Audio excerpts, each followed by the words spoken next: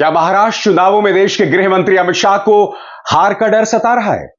अभी तो चुनावों की शुरुआत हुई भी नहीं, मगर अभी से ही गृह मंत्री अमित शाह भाषाई मर्यादा क्यों भूल रहे हैं? उन्होंने उद्धव ठाकरे को औरंगजेब फैन क्लब का मुखिया बताया है। सुनिए उन्होंने क्या कहा। औरंगजेब फैन क्लब कौन है? ठीक है, अघाड़ी वाले हैं। और उसका नेता कौन है? श्रीमान उद्धव ठाकरे औरंगजेब फैन क्लब के नेता बने। आज मैं सवाल पूछना चाहता हूं, भाषाई मर्यादा का उल्लंघन बार बार क्यों करते हैं देश के गृह मंत्री अमित शाह? आखिर क्या वजह है कि भारतीय जनता पार्टी महाराष्ट्र की नब्ज से धीरे धीरे दूर होती जा रही है? याद कीजिएगा किस तरह से लोकसभा चुनावों के दौरान उद्धव ठाकरे पर गंदे गंदे प्रहार किए गए थे, उन्हें नकली शिवसेना बताया गया था। अब औरंगजेब फैन क्लब का मुखिया, क्या यह बौखलाहट है? और यह बौखलाहट क्यों है, मैं समझना चाहता हूं। क्या यह बौखलाहट इसलिए है कि उद्धव ठाकरे ने भारतीय जनता पार्टी की कमजोर नब्ज पर प्रहार किया है? उद्धव ठाकरे का यह ताजा बयान धारावी के बारे में बहुत कुछ कहता है दोस्तों, आप देख सकते हैं। उद्धव ठाकरे के इस बयान पर गौर कीजिए। यहां उद्धव ठाकरे कह रहे हैं, मोदी जी लगातार काम कर रहे हैं कि मुंबई और धारावी को गुजरात को दिया जा सके, अडानी को सौंपा जा सके। जिस तरह से लगातार प्रहार कर रहे हैं उद्धव ठाकरे, यह कहीं ना कहीं किरकिरी साबित हो रही है। इसकी वजह से भाजपा तमाम हदों को पार कर रही है। सुनिए यहां उद्धव ठाकरे क्या कहते हैं कि भाजपा सरकार अडानी को वो सब देना चाहती है जो टेंडर में भी शामिल नहीं है। मुद्दा धारावी का है। सुनिए उन्होंने क्या कहा। मुंबईला लुटायचं, मुंबईची तिजोरी रिकामी करायची आणि मुंबईला भिकेला लावायचं यांचं कारस्थान आहे, ते आम्ही कदापि होऊ देणार नाही। आज मी आपल्याला बोलवलं ते एवढ्यासाठी की अडानीला हे टेंडर दिलं गेलं, त्यावेळेला टेंडरमध्ये नसलेल्या काही गोष्टी ह्या आज त्या देऊ करतायत। आगे उद्धव ये भी कहते हैं कि धारावी में रहने वाले लोगों को हम वहां से हटाने नहीं देंगे।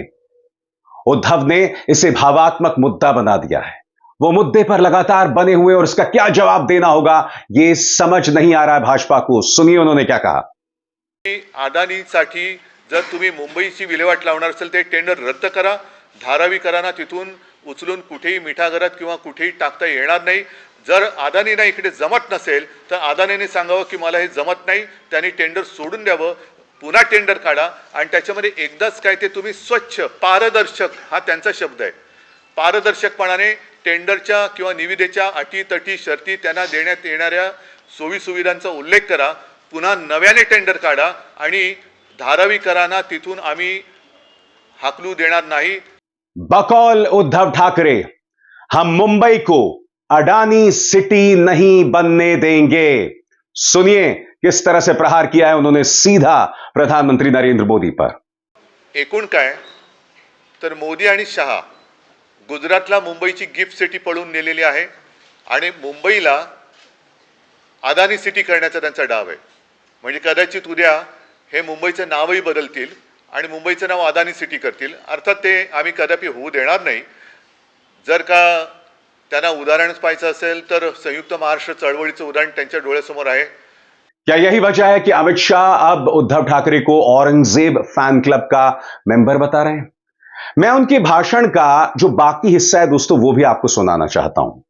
यहां पर गौर कीजिएगा कि देश के गृह मंत्री कितना बड़ा झूठ बोलते हैं। पहली बात, इस शब्द का इस्तेमाल कर रहा हूं यानी कि झूठ, उसके लिए मुझे खेद है, मगर हकीकत यह है कि यहां पर देश के गृह मंत्री झूठ बोल रहे हैं। यहां देश के गृह मंत्री कहते हैं कि उद्धव ठाकरे उन लोगों के साथ हैं जिन्होंने अजमल आमिर कसाब को बिरयानी दी। दोस्तों सबसे बड़ी बात, यह झूठ किसी और ने नहीं, उज्जवल निकम, भाजपा नेता उज्जवल निकम ने फैलाई थी। और उज्जवल निकम वो शख्स हैं जिन्होंने, याद कीजिएगा, इस मामले में सरकार की नुमाइंदगी की थी जब अजमल आमिर कसाब को फांसी लगाई गई थी। बाद में उज्जवल निकम ने कहा कि भाई ये खबर सरासर झूठ थी और भावात्मक कारणों से मैंने ये झूठ कहा था। सबसे पहले सुनिए देश के गृह मंत्री देश की जनता के सामने, महाराष्ट्र की जनता के सामने किस तरह से गलत बयानी करते हैं। औरंगजेब फैन क्लब कौन है? ठीक है, अघाड़ी वाले हैं। और उसका नेता कौन है? श्रीमान उद्धव ठाकरे औरंगजेब फैन क्लब के नेता बने।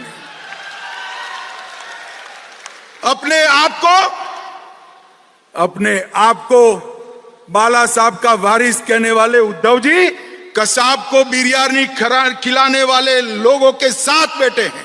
उद्धव जी याकूब को छोड़ने की गुहार लगाने वाले के साथ आप बैठे हो। जाकिर नाइक को मैसेंजर ऑफ पीस बनाने वालों की गोदी में उद्धव जी आप बैठे हो।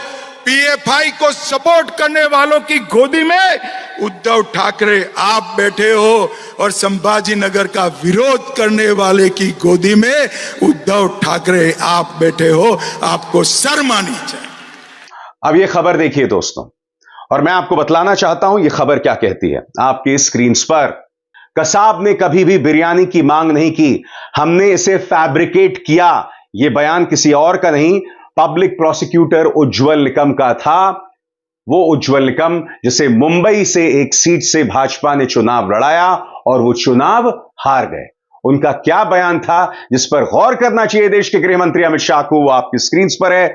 कसाब ने कभी बिरयानी की मांग नहीं की और सरकार ने उसे कभी बिरयानी नहीं परोसी। मैंने सिर्फ भावात्मक माहौल को तोड़ने के लिए गढ़ा था जो मामले की सुनवाई के दौरान कसाब के पक्ष में बन रहा था। बहरहाल यह बयान भी जो उज्जवल निकम ने दिया वो भी झूठ था। मैं आपसे एक सवाल पूछना चाहता हूं। उज्जवल निकम यहां बोल रहे हैं कि कसाब के पक्ष में भावात्मक माहौल बन रहा था। यहां पर उज्जवल निकम ने देश की जनता का अपमान किया था। सीधा सा सवाल, टाइम्स ऑफ इंडिया की इस खबर में जो उनका बयान है, बड़ा प्रश्न, कसाब के पक्ष में भावात्मक माहौल बन कहां रहा था? पाकिस्तान में बन रहा था, मुझे बात समझ आती है, मगर भारत के अंदर तो यह भी गलत बयानी। पहला झूठ कि कसाब को बिरयानी दी गई, दूसरा झूठ कि कसाब के पक्ष में माहौल बन रहा था। यानी कि उज्जवल निकम ने जो बातें उस वक्त कही वो कहीं ना कहीं झूठ का पुलिंदा थी। और इसी बात का सहारा लेकर अमित शाह उद्धव ठाकरे पर हमला बोल रहे हैं। यानी कि उद्धव ठाकरे पर हमला बोला भी तो किसका सहारा लिया? सहारा लिया झूठ का। जी हां, देश के गृह मंत्री इस तरह से गलत बयानी कर रहे हैं और स्वाभाविक सी बात है, इस मुद्दे पर पलटवार किया उद्धव सेना ने। पार्टी के नेता आनंद दुबे का यह बयान जिसमें उन्होंने कहा कि महाराष्ट्र आदिल शाह के सामने नहीं झुका था, तो फिर अमित शाह कौन है? सुनिए क्या कह रहे हैं आनंद दुबे। महाराष्ट्र की धरती 400 साल पहले न तो आदिल शाह के सामने झुकी थी और न तो आज अमित शाह के सामने झुकने को तैयार है।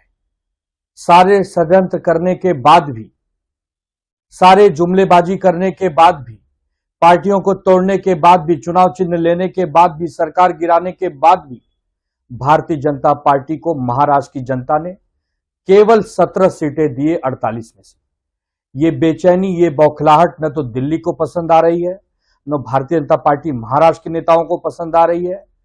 उसी को देखते हुए अमित शाह ये बयानबाजी कर रहे हैं। आज आदरणीय शरद पवार साहब इनके लिए सरगना हो गए, भ्रष्टाचार के सबसे बड़े सरगना, और उन्हीं के सगे भतीजे अजित पवार साहब इनके लिए संत हो गए हैं। इनको संत लग रहे हैं और शरद पवार साहब सरगना लग रहे हैं।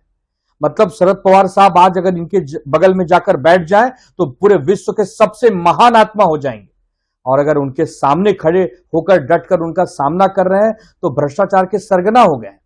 उद्धव ठाकरे साहब अगर इनका डटकर सामना कर रहे हैं तो औरंगजेब हो गए, औरंगजेब फैंस क्लब के मेंबर हो गए। और अगर इनके साथ जाकर बैठ जाएं तो पूरे दुनिया के एक चमत्कारिक पुरुष हो जाएंगे और महान संतों और ऋषि मुनियों में गिनती ये लोग बीजेपी वाले करने लगेंगे। इसका साफ संदेश है कि भारतीय जनता पार्टी दबाव की राजनीति करती है, अपने पास बिठाना चाहती है। अगर आप उनके सामने खड़े हैं, आंख में आंख पर मिलाकर बात करते हैं, तो आप दुनिया के सबसे बेकार व्यक्ति हैं। दुनिया के जितने भी बड़े से बड़े अपराध आपने ही किए हैं। ये कैसी राजनीति है? ये गंदी राजनीति है। इसका जवाब आपको विधानसभा के चुनाव में मिलेगा, 100% मिलेगा। सबसे अजीबोगरीब बात, अमित शाह मंच से कहते हैं कि शरद पवार भ्रष्टाचार के किंग पिन हैं। वो कहते हैं कि अगर किसी ने इस देश के अंदर भ्रष्टाचार को इंस्टीट्यूशनलाइज करने का काम किया है तो वो शरद पवार ने। सुनिए उन्होंने क्या कहा।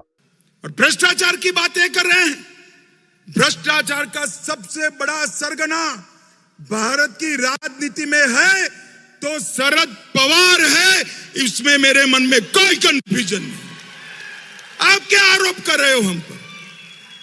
इस देश में कोई भी सरकार में भ्रष्टाचार को संस्थागत करने का काम, इंस्टीट्यूशनलाइज करने का काम अगर किसी ने किया तो शरद पवार आपने किया है। मैं डंके की चोट पर कह कर दे, हम पर आप भ्रष्टाचार का आरोप लगा रहे हो।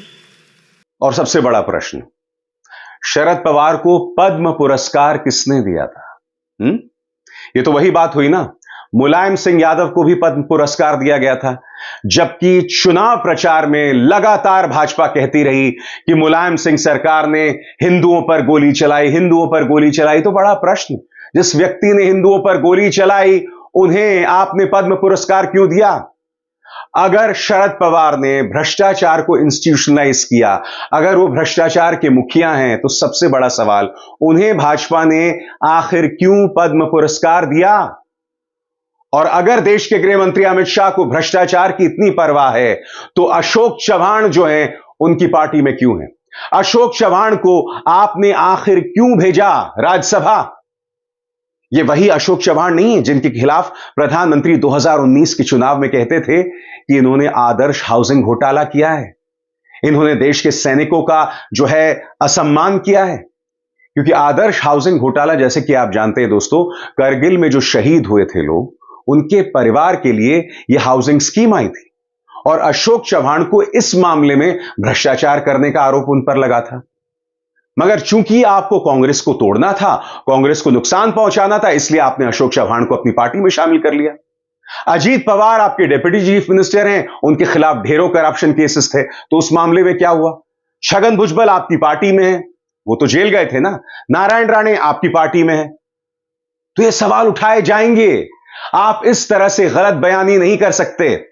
शरद पवार की बेटी सुप्रिया सुले ने एएनआई को दिए गए इस इंटरव्यू में कहा है, मुझे अमित शाह के इस बयान पर हंसी आ रही है। सुप्रिया सुले कहती हैं, यह वही मोदी सरकार है जिसने शरद पवार को पद्म विभूषण पुरस्कार दिया था, और आज अमित शाह के कार्यक्रम में जिस इंसान पर भ्रष्टाचार का आरोप लगा, अशोक चव्हाण, वो उनके पीछे बैठे थे। 90% लोग जिन पर भाजपा ने भ्रष्टाचार का आरोप लगाया, वो भाजपा में शामिल हो गए, भाजपा की वॉशिंग मशीन के चलते। जवाब दीजिए अमित शाह, क्या सुप्रिया सुले के इस बयान का आपके पास कोई जवाब है? महाराष्ट्र चुनाव जीतने के लिए आखिर देश के गृह मंत्री गलत बयानी क्यों कर रहे हैं? चाहे कसाब को बिरयानी खिलाने की बात हो, भाषाई मर्यादा भूल रहे हैं। उद्धव ठाकरे को आप औरंगजेब फैन क्लब का मुखिया बताते हैं, भ्रष्टाचार के मुद्दे पर आप गलत बयानी कर रहे हैं। सबसे शॉकिंग, आप महिला सम्मान की बात करते हैं। आपने कहा मोदी जी ने नारी शक्ति वंदन अधिनियम से बहनों को लोकसभा और विधानसभाओं में 33% आरक्षण देने का काम किया, और देवेंद्र फडणवीस ने माझी लाड़की बहन योजना के तहत हर बहन को 1500 रुपए भेजने की शुरुआत की है। नारी शक्ति, नारी सम्मान, इस मुद्दे पर भाजपा को कहने का अधिकार अब धीरे धीरे खत्म होता जा रहा है। मैंने बार बार आपको बताया है, जब एक बलात्कारी को बार बार पैरोल पर रिहा किया जाता है, तब आपको अधिकार नहीं रह जाता। जब देश की महिला पहलवानों के साथ जो यौन उत्पीड़न कर रहा था, उसके बेटे को आप कैसरगंज से टिकट देते हैं, तब आपको यह अधिकार समाप्त हो जाता है। आप ही के राज्य मध्य प्रदेश में एक तालिबानी नजारा हमने देखा, जब औरतों को अपने अधिकार के लिए जो संघर्ष कर रही थी, उन्हें इस तरह से जमीन में गाड़ दिया जाता है आधा। किसी तरह से इनकी जान बची है। आप इस मुद्दे पर खामोश बने हुए हैं, एक बयान आपकी तरफ से नहीं आया है। तो आपको क्या लगता है, ऐसे में देश के गृह मंत्री को अधिकार रह जाता है कि वो इन मुद्दों पर टिप्पणी करें? तो साफ तौर पर महाराष्ट्र चुनावों को लेकर अमित शाह की बौखलाहट सामने उभर कर आ रही है, मगर हकीकत यह भी है कि महाविकास आघाड़ी को अभी बहुत मेहनत करनी है। जमीन पर एनसीपी, उद्धव सेना और कांग्रेस के बीच में तालमेल की कमी साफ तौर पर देखी जा रही है। याद कीजिएगा, हाल ही में जो पंढरपुर यात्रा हुई थी, पहले इस बात का ऐलान किया गया था कि राहुल गांधी वहां जाएंगे। मगर फिर सुरक्षा कारणों से वहां नहीं गए। यह कहा गया कि अगर राहुल गांधी जाते तो कांग्रेस की भीड़ जुट जाती और वहां भगदड़ मच जाती, एक सिक्योरिटी सिनेरियो बन जाता। मगर यह एक स्वर्णिम मौका था राहुल गांधी के पास, कांग्रेस के पास, वहां पर अपनी मौजूदगी दर्ज करने के लिए। इस स्वर्णिम मौके को कांग्रेस ने गंवा दिया और वो तालमेल की कमी इस वक्त दिखाई दे रही है। और अगर यह तालमेल की कमी रही तो यकीन मानिए अगले 3 महीने में जिस कामयाबी की उम्मीद या आस उद्धव ठाकरे लगाए बैठे हैं, शरद पवार, राहुल गांधी लगाए बैठे हैं, वो धराशायी हो जाएगी। अभी भी दिल्ली या ये कहा जाए मुंबई बहुत दूर है MVA के लिए। अभिसार शर्मा को दीजिए इजाजत। नमस्कार। स्वतंत्र और आजाद पत्रकारिता का समर्थन कीजिए, सच में मेरा साथी बनिए। बहुत आसान है दोस्तों, इस ज्वाइन बटन को दबाइए और आपके सामने आएंगे ये 3 विकल्प, इनमें से एक चुनिए और सच के इस सफर में मेरा साथी बनिए।